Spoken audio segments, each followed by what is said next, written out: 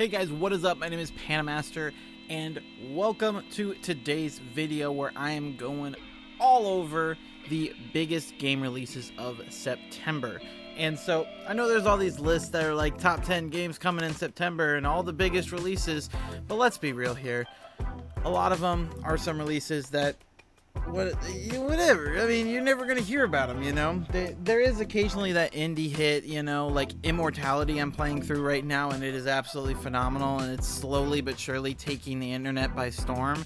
But you know, I'm here to tell you about the releases that you should 100% be looking for, and maybe some of them might be something that might not have been on your radar, but these are the things that I'm personally really interested in for September, and so I wanted to highlight them. And because of that, I'm cutting out all the fluff, okay? So there's certain games like 2K and FIFA, they come out every year, and if you're interested in the games, you know they're coming out. So I'm not going to talk about them. There's no reason for me to. You know they're coming if you give any semblance of a crap about them. Otherwise, you don't care, you know? So no mention of those. We all know about that. And so without further ado, let's get into it. Starting today, we've got two of the biggest releases of the month coming. First off, I'll go with the lesser known one, which is JoJo's Bizarre Adventure All-Star Battle R for PS5, Xbox Series S and X, Nintendo Switch, Xbox One, PS4, and PC. That's right, it's running the whole gambit. And it is a fighting game from CyberConnect 2, published by Bandai Namco. And so this is a remaster slash re-release of sorts. It is originally a game from a while back on the PS3, but now is coming to next-gen consoles, as well as Xbox One and PlayStation 4. All sorts of really cool stuff coming from that. I really love JoJo's Bizarre Adventure. I know that this is kind of a niche thing, you know, because you're one, speaking to fighting game fans, two, speaking to anime fans, and three, speaking to JoJo's fans. So it's really going down into that niche category, but this is honestly just an opportunity for me to plug JoJo because I love JoJo's Bizarre Adventure. I'm a little concerned about whether or not I should pick up this game, only because it has a ton of people across all the different arcs, including arcs that haven't even been adapted into the anime yet, meaning they're from the manga. So this goes even deeper into the niche, which is not just all JoJo fans, but the manga. It's really, really deep cut. But the fact of the matter is that it is definitely very anime influenced. And so I feel like even if you haven't experienced all the arcs, you can still have fun with it. For instance, I'm still on Diamond is Unbreakable. That's the arc I'm at right now, which is the 4th arc, the 3rd season. I still have plenty to go. I started watching JoJo last year because I heard really good things about Stone Ocean, saying it's like the best arc yet. I started watching, got all the way through. Battle Tendency still remains my favorite. I know people love Stardust Crusaders, and I think there's a lot of really great stuff introduced in Stardust Crusaders, but it just went on for way too long. That was my biggest issue, which I know a lot of people agree with. But I'm really enjoying Diamond is Unbreakable. It's just been a while since I've watched. I've been meaning to get back into it, but I eventually want to catch up on JoJo. But it's a fantastic anime, so that's just me to plug. So honestly, if you haven't seen JoJo, comment down below. And I need one person. I just need one person to start watching JoJo. Because then, because of my ego and stubbornness, I will make sure to catch up before you do. So I need someone to start watching JoJo so I have competition and therefore can beat them. Just because, you know, I'm 3 seasons ahead. But I need that. Otherwise, I'm never gonna catch up on JoJo. So just as a favor to me personally, go ahead. You don't even need to like the video or subscribe or anything. All I'm asking of you specifically, if you haven't seen JoJo, is to comment that you're going to start watching it. We get each other's contact info, and I make sure I beat your ass. So yeah, that's what this plug's about. But anyway, that's coming out. Hopefully it can pull a Dragon Ball FighterZ and, you know, be one of the coolest fighting games. I mean, CyberConnect 2, they know what they're doing. They make so many fighting games. Like, they really have this down at this point. Like, I feel like this is a pretty easy win for them. Hopefully, knock on wood. Haven't heard any reviews yet, but it should be cool. Also out today, it's the one everybody knows. It's The Last of Us Part 1 for PS5. So in case you weren't aware, it's an action-adventure game from Naughty Dog, published by Sony. Yeah, it's a remake of a remaster of a 2013 game that is one of the greatest games ever made.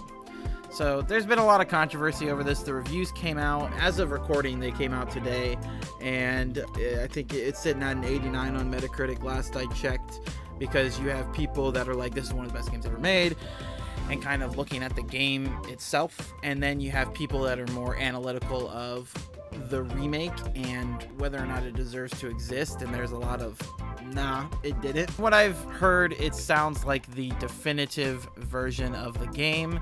It's just whether we needed that definitive version is the big thing. And the whole $70 controversy and everything, I'm picking the game up. I'm spending the $70. Do I want to? Not necessarily. I think 70 is way too much for this, but whatever. I'm excited because I never actually beat The Last of Us Part 2. And technically, I never beat the original Last of Us. So when this game came out, this was before I ever had a PlayStation. I was a strictly PC gamer, and so I watched an entire walkthrough of it on YouTube. And that was how I experienced the story of The Last of Us, which I think is a great way to do it because it's a very story-oriented game, so I don't think I really missed out that much. As well as the fact that the gameplay is the worst part of the game. When I eventually got a PS4 in 2018 for God of War, I think the third game I got God of War, and then I got Horizon Zero Dawn, and then I got The Last of Us. That was the third game. I never ended up finishing it because one, I already knew the story, but the gameplay just was lacking, in my opinion. It was okay, don't get me wrong, but compared to the stellar story, it was just such a bottleneck for the game, was the gameplay, especially certain sequences that were just a drag. And so I was excited when this game was announced because, you know, they were basically inducting Part 2's gameplay into the first game, was what they were touting this, which sounds like was kind of a half-truth, like there's only so much that they could really change from the game to stay true to it, but it's apparently a massive improvement to be sure, so that's good. But then when they announced it was going to be $70, or didn't announce, they just kind of let it go and then didn't say anything about it, yeah, that was a burn. That was a burn. So not too happy about that, but I'm excited to play it, and my goal essentially is to start playing this and then just play them back to back, because I never finished Part 2 because all the Abby stuff was just not as fun to me, not because of the stupid trolls on the internet that are just like, oh, Abby bad because they did this, and oh, just try macho feminism, libtards, blah blah blah. I don't care about any of that. It was one of those things that Naughty Dog, it felt like there was some sort of agenda behind it that's not the BS political thing. It just felt like they took a character that I had no reason to like and was desperately trying to get me to like them. When I'm like, you have this well fleshed out character of Ellie that you can just focus on the entire time, but instead you decide to chop that up and give me this new character that I just really don't care about. And that's what really turned me off from the second game, but I do want to finish it because the gameplay was just oh so good.